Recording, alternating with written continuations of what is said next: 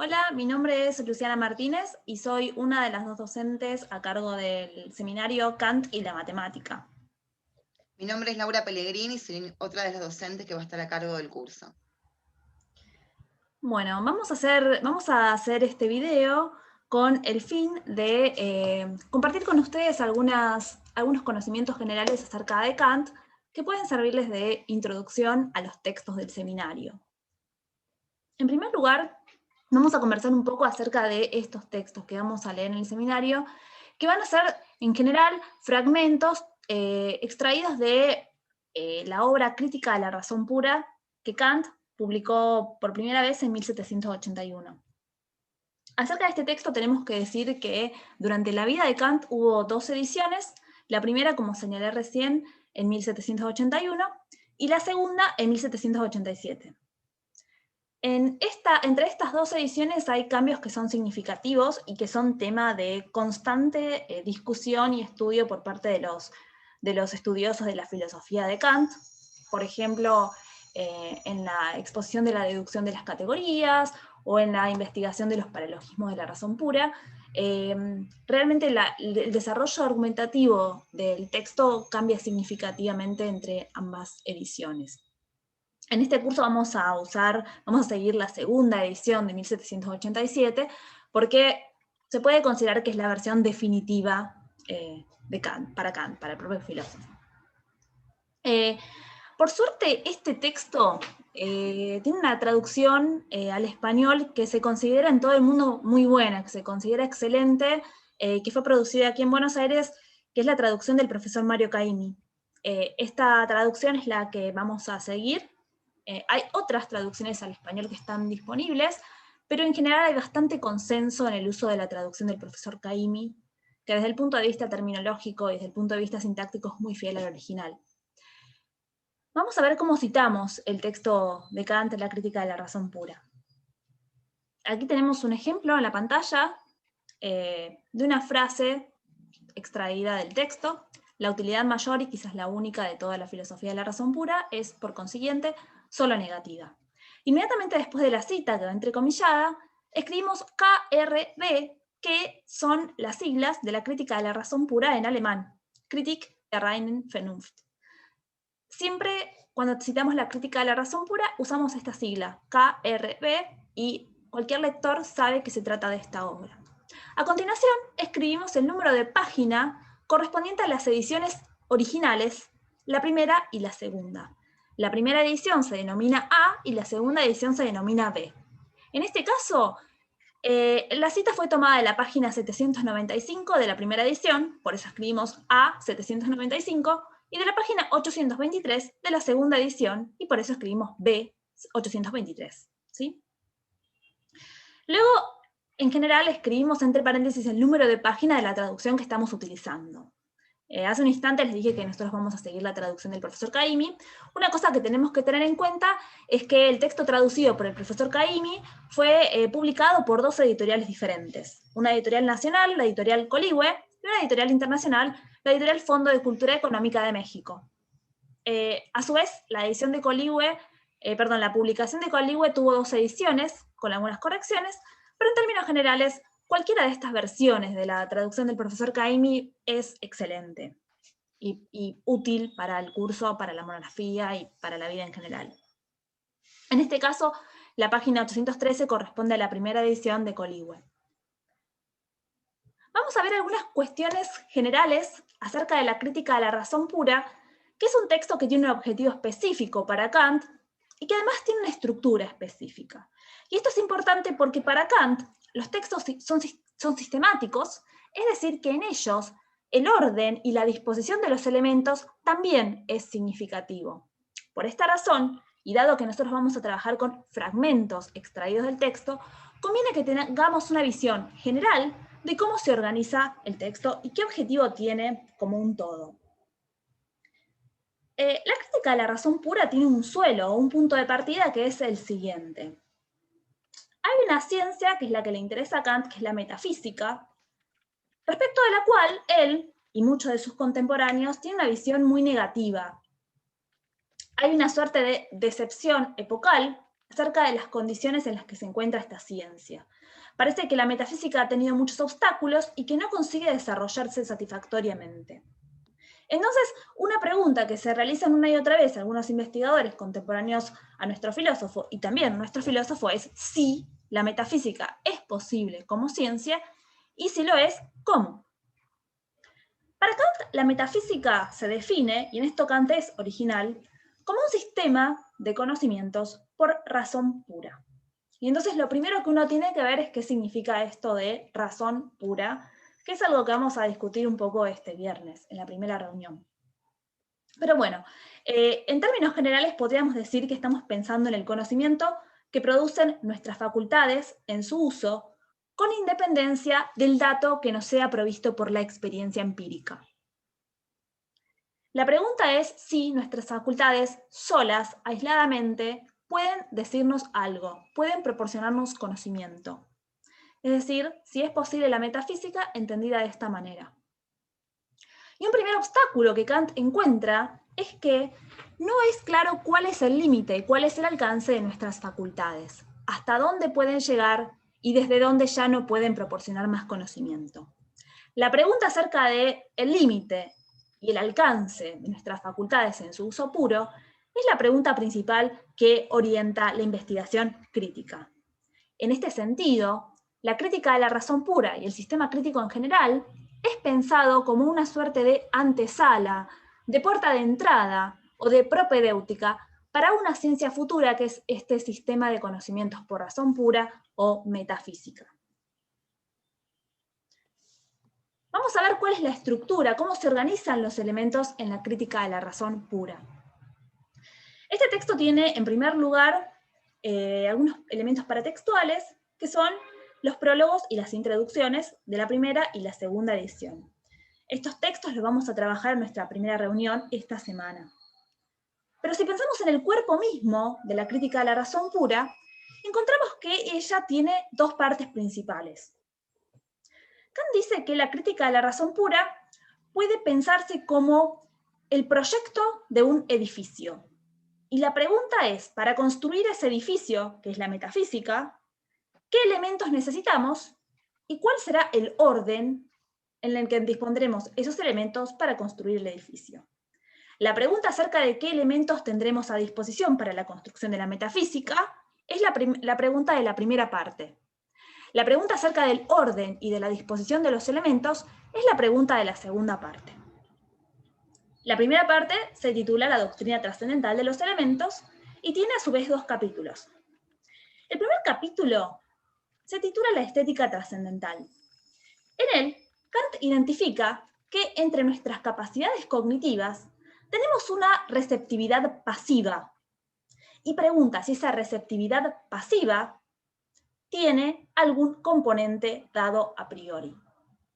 Si además de la experiencia que es dada, hay algo que sea puesto a priori por el sujeto, por decirlo de alguna manera. El estudio de las condiciones a priori de la sensibilidad, que es esta facultad, esta capacidad pasiva, esta receptividad, el estudio de las condiciones a priori de esta receptividad es la estética trascendental. Y como vamos a ver, Kant encuentra que sí, hay dos representaciones que tienen que estar dadas a priori para que sea posible esta receptividad, que son el espacio y el tiempo. Vamos a estudiar la estética trascendental las semanas 4 y 5 de este curso. En segundo lugar, la investigación de los elementos, en la crítica de la razón pura, encuentra que también hay alguna contribución activa de nuestras capacidades cognitivas. Esta actividad de nuestras capacidades cognitivas es el pensamiento mismo, en el que ordenamos y unificamos el dato. A esta investigación de las condiciones a priori del pensar en general, Kant lo denomina la lógica trascendental. Es el estudio del conocimiento a priori por parte de nuestras capacidades intelectuales. En primer lugar, Kant estudia nuestro entendimiento. Y nuestro entendimiento es entendido como una capacidad que produce conceptos y que organiza esos conceptos en juicios. El estudio de los conceptos a priori del entendimiento es la analítica de los conceptos, y el estudio de los juicios es la analítica de los principios. En segundo lugar, la lógica trascendental se ocupa de otra facultad, que es la facultad que organiza o que articula esos juicios en razonamientos. Y esa facultad se llama precisamente la razón. La pregunta de la dialéctica trascendental es si la razón, en su uso puro, produce conocimiento. La segunda parte de la crítica de la razón pura, recordemos que esta primera parte de la que hablamos recién es la doctrina trascendental de los elementos, la segunda parte se denomina doctrina trascendental del método y tiene 4 capítulos. Realmente la elección de estos 4 capítulos y el vínculo que tienen entre sí y el objetivo que tiene cada uno de ellos es un tema de constante debate entre los comentadores y los estudiosos del pensamiento kantiano, pero vamos a decir vamos a proporcionar algunas informaciones generales que el mismo Kant brinda en su texto. En primer lugar, tenemos una disciplina de la razón pura, que Kant presenta como un capítulo en el que se pretende establecer un límite para prevenir los errores metodológicos en esa ciencia futura que será la metafísica.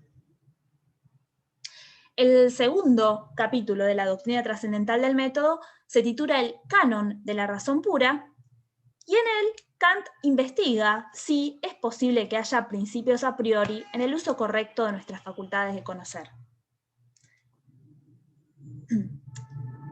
Luego, el tercer capítulo, que se denomina la arquitectónica de la razón pura, es el que está referido particularmente al carácter científico de esa ciencia futura que va a ser la metafísica. Porque para Kant, una ciencia es un sistema de conocimientos. Y la pregunta de la arquitectónica es: ¿cuáles son las condiciones para que un conjunto de conocimientos tenga carácter sistemático? ¿Cómo se unifica el conocimiento científico? ¿Cómo se ordena en función de una idea? Por último, el último capítulo de la doctrina trascendental del método, con el que concluye la crítica de la razón pura, se denomina la historia de la razón pura, y tenemos que decir que Kant afirma que este capítulo debe permanecer todavía vacío, y que considera que es necesario realizar algunas consideraciones generales en él acerca de la investigación de la razón humana. Bueno, ese es el primero de los textos y quizás el que vamos a utilizar más en este curso, pero no es el único. Bueno, el segundo texto con el cual vamos a estar trabajando fundamentalmente es Prolegómenos, que es un texto que Kant escribe en 1783, entre las dos críticas. Luego de escribir la primera crítica, escribe Prolegómenos y después, años después, viene la segunda edición, de la crítica de la razón pura.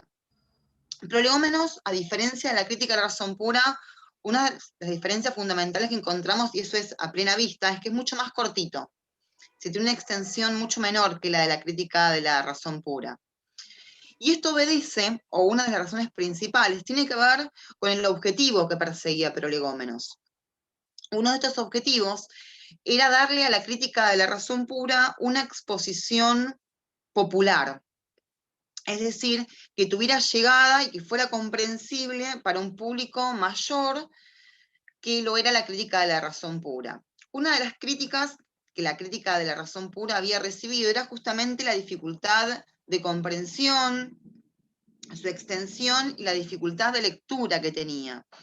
Por eso Kant elige acá utilizar un método que sea más accesible, si se quiere, al público general y que se pueda entender con más facilidad. Y en función de este objetivo es que Kant utiliza un nuevo método de investigación y un nuevo método de exposición. En Prolegómenos, a diferencia de la crítica de la razón pura, se utiliza un método analítico o regresivo, en contraposición a lo que era el método de la crítica de la razón pura, que se llama sintético o progresivo.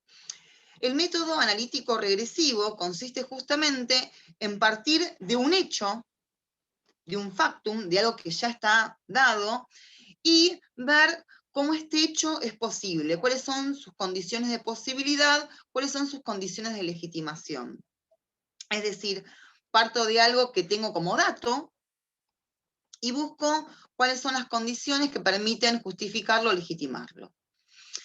A partir de este objetivo es que se sigue este método determinado. Y en función de eso también es la peculiar estructura que tiene Prolegómenos.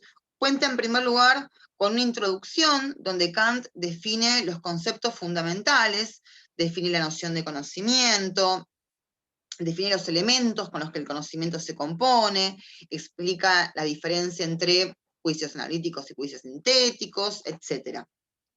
Y en segundo lugar, parte de uno de los primeros hechos que el texto va a intentar legitimar o mostrar cómo es posible. Y esto es la matemática pura. Por eso, la parte número 2 es cómo es posible la matemática pura. Y preguntamos cómo es posible la matemática pura, justamente porque partimos del hecho de que la matemática pura es posible, es decir, hay conocimiento matemático. Y dado que hay conocimiento matemático, nos preguntamos cómo es que esto puede darse, cuáles son las condiciones para que esto se dé. Del mismo modo, en la sección número 3, se pregunta cómo es posible la ciencia pura de la naturaleza. Es decir, dado que tenemos conocimiento físico, hay conocimiento del mundo natural, bueno, ¿cuáles son las condiciones que tendrían que darse para que este conocimiento fuera posible? Acá también Kant va a mostrar cuál es el vínculo que hay entre el conocimiento matemático y el conocimiento de la naturaleza. Y una vez más, cuáles son las condiciones que tienen que suponerse, estas condiciones mínimas básicas, para explicar cómo este conocimiento, que de hecho es posible, es posible. Ahora bien, en la sección número 4 cambia la estrategia metodológica, porque cuando se pregunta cómo es posible la ciencia de la metafísica, ya no se va a partir del hecho de que hay algo así como conocimiento metafísico, sino que justamente, y por el contrario, se va a preguntar si es posible la metafísica como ciencia pura y cuáles son las condiciones que tendrían que darse para que esto fuera posible. Es decir, acá ya no se parte de un hecho, sino más bien que va a estar en cuestión si este mismo hecho es posible o no. Y básicamente, al igual que en la crítica, la pregunta de, bueno, ¿hasta dónde puede llegar el conocimiento por sí solo, sin auxilio de condiciones no puramente intelectuales? Finalmente, en el apéndice, Kant extrae las conclusiones fundamentales de la obra, mostrando justamente cómo es posible la matemática pura, cómo es posible la ciencia pura de la naturaleza y cuáles son los límites del conocimiento sin auxilio de la experiencia, que era uno de los objetivos fundamentales del trabajo. Prolegómenos, al igual que la crítica, tiene una forma particular de citado que consiste en poner el texto que uno quiere citar, luego proleg, que es prolegómenos, AA, que refiere a la Academia Euskave, que es la edición académica que mencionábamos anteriormente, luego el volumen, que en este caso es el volumen número 4, 2 puntos, número de página, por ejemplo, el texto de acá es de la página 319, y junto con ello, la página de la traducción, ¿no? Dado que uno trabaja con la traducción en español, siempre pone también cuál es la página del texto en español con el que se está trabajando. En el caso de Prolegómenos tenemos la ventaja que la traducción de Mario Caimi es bilingüe. Entonces es un texto como bastante sencillo de trabajar porque tenemos en una página la versión en español y en otra página la versión del texto en alemán. Entonces es fácil de encontrar dónde está la referencia. Si estamos leyendo el texto en español, podemos fácilmente encontrar la referencia del texto alemán y viceversa. Como les comentaba, Prolegómenos es un texto que Kant produce entre la primera edición de la crítica y la segunda, y es un texto que se suele llamar del periodo crítico, es decir, donde Kant ya tiene su sistema teórico desarrollado. Sin embargo, Kant ya había publicado varios textos y tiene lo que se llama un periodo precrítico, que justamente hace referencia al periodo anterior al desarrollo de lo que sería su sistema acabado propiamente dicho. En el periodo precrítico conviven en Kant varias tendencias que estaban en pugna en la época. Por un lado el racionalismo y por otro lado el empirismo como corrientes fundamentales. En general, en el periodo precrítico, Kant suele adherir a una corriente más racionalista, con cierta confianza en la razón, en el alcance de conocimientos. Hasta que, en palabras del propio Kant, se encuentra justamente con los textos de Hume, quien lo despierta de lo que él llama el sueño dogmático. ¿En qué consiste este sueño dogmático? Consiste justamente en la confianza que él tenía en la razón, en obtener conocimientos sin auxilio de la experiencia. Justamente el dogmatismo sería la confianza plena en la capacidad que tiene la razón para poder desarrollarse y obtener saberes con total independencia de los datos dados. Por eso justamente Hume, quien, dice Kant, lo despierta del sueño dogmático y lo hace ver la insuficiencia de la razón por sí sola para obtener conocimientos y la necesidad justamente de apelar a la experiencia o de apelar a un factor extra, externo al intelecto puro para obtener saberes. En este camino que comienza, uno podría decir, y es progresivo, pero que tiene como un hito fundamental en el encuentro con Hume, encontramos también la disertación de 1770. Y es un hito también porque acá Kant desarrolla algunos de los elementos que después van a ser el corazón o componen el corazón del sistema crítico, como puede ser, por ejemplo, la idea de que hay algo así como intuición, y el lugar de la intuición para la obtención de conocimientos, la insuficiencia del conocimiento por meros conceptos. Aparecen espacio y tiempo como formas de la intuición. Aparecen también lo que se llaman las antinomias, que después ocupan un lugar en el sistema crítico, y en líneas generales aparecen varios elementos que después van a tener como un gran, van a ser como sumamente relevantes en lo que es la construcción del sistema crítico propiamente dicho. Ahora bien, cuando hablamos de sistema crítico propiamente dicho, de criticismo, nos referimos a 3 horas en fundamental. Una es la crítica de la razón pura, la otra es la crítica de la razón práctica y finalmente la crítica de la facultad de juzgar. Acá se puede decir que se encuentran, o son los lugares donde Kant expone su sistema propiamente dicho. Existen otros textos con los cuales uno suele trabajar, como pueden ser, por ejemplo, lecciones y reflexiones, pero con los que hay que tener ciertos recaudos, porque justamente son textos que no estaban preparados para ser publicados, varios de ellos, sino que Kant, por ejemplo, usaba para dar clases o tomados de apuntes que él tenía al costado de los manuales, etc. Mismo en el caso, por ejemplo, del epistolario, que es correspondencia que él mantiene con diferentes pensadores y colegas, que hay que tomarlo también entre muchas comillas porque son justamente discusiones. Cuando uno habla del sistema crítico propiamente dicho, se refiere a las 3 críticas. Existen, por supuesto, también otros textos de Kant donde se pronuncia respecto a filosofía de la religión y otras cuestiones que, bueno, por supuesto que son muy interesantes para trabajar otros temas, pero que no constituyen lo que es la exposición del sistema fundamental.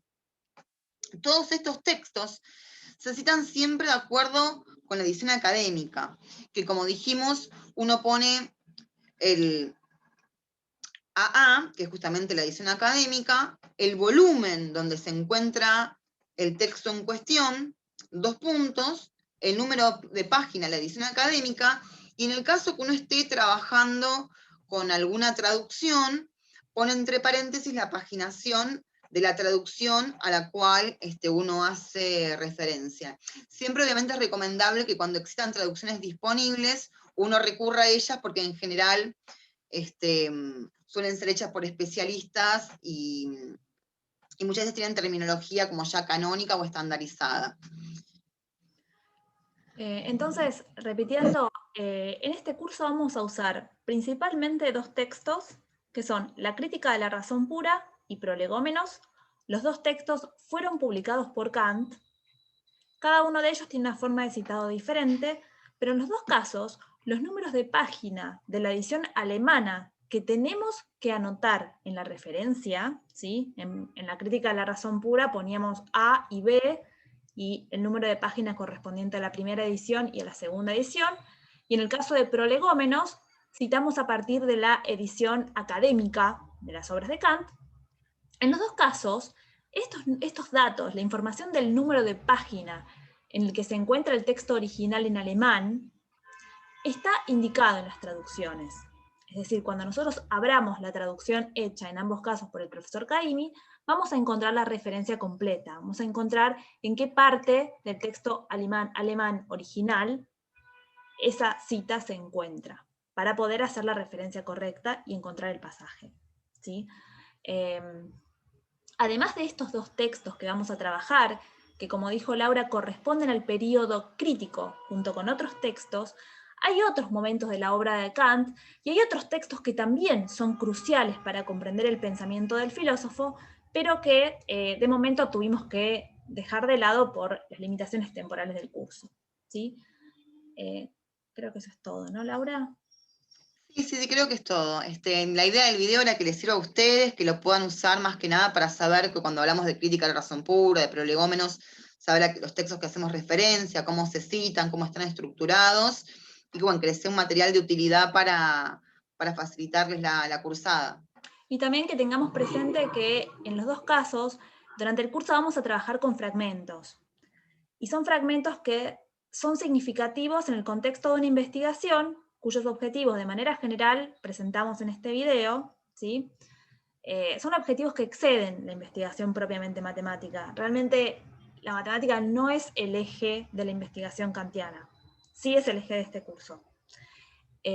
Los fragmentos con los que vamos a trabajar son extracciones de una investigación más amplia en la que cumplen una función sistemática determinada. Y es bueno que cuando los trabajemos tengamos, al menos en el horizonte, la idea de que el significado profundo de los pasajes que estudiamos tiene que ver con su función sistemática en este cuerpo mayor. Bueno, creo que esto es todo por hoy. Nos vemos la próxima, que será el próximo viernes. Recuerden que para esta clase vamos a trabajar el prólogo y la introducción de la primera edición, y si tenemos tiempo, el primer parágrafo de la estética trascendental. Eso es todo, ¿no? Chao. Todo.